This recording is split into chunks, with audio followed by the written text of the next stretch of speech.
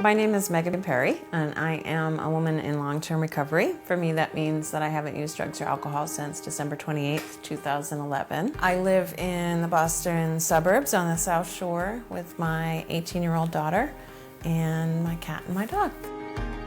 When I got pregnant, I was on methadone because I'd been using heroin for 6 years and had always been trying to get off of it and had found methadone to be really helpful. And of course that meant that she would be born dependent on methadone. But that was absolutely the best thing for her and for me. When my daughter was born, we just really didn't know much of anything about neonatal abstinence syndrome. And the methadone clinic gave me a little bit of information, so I knew that she was probably going to go through withdrawals after she was born. Nobody really talked about any kind of long-term effects of NAS because I think that they didn't know. I didn't really know anything about parenting or taking care of babies or anything. And then on top of that, she had the symptoms, and so pretty much everything I learned was while she was in the hospital. Sleeping was really, really hard. She would not go to sleep and she wouldn't stay asleep.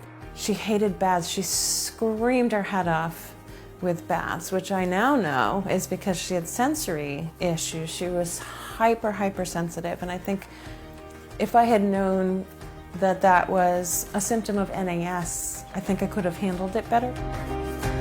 The stigma of being a person with substance use disorder with a baby born dependent on opioids just made it almost impossible for me to find support. Connecting with other parents in this situation, I think, is incredibly helpful. And it's too bad we didn't have that then. Despite how hard some of those early months were and even that whole first year, she was just a joy. She was so resilient too and so bright. It's like she was just built optimistic. She hit every milestone that she was supposed to hit and grew just like she was supposed to grow. She's grown into just an amazing young woman. She just turned 18, which I can't believe.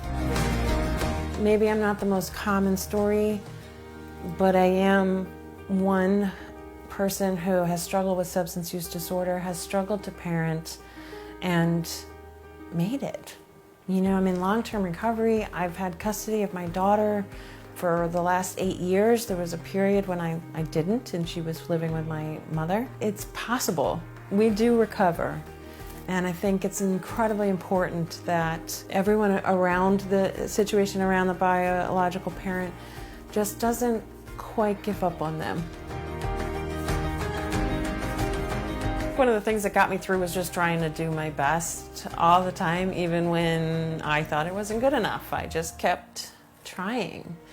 And it was really hard when Sophie first came back to live with me. She was 10 and we didn't know each other very well.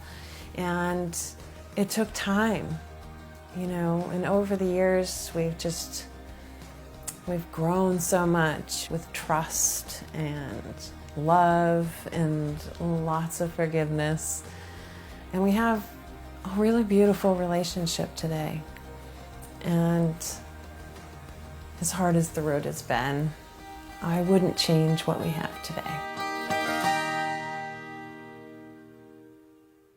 So yeah, it's really cool what I get to do for a living now. I found a way to combine my love of recovery and my love of theater and performing arts. So I'm an actor in a theater troupe that does substance use prevention, and I write and perform personal narrative storytelling, and I also teach it to other people in recovery.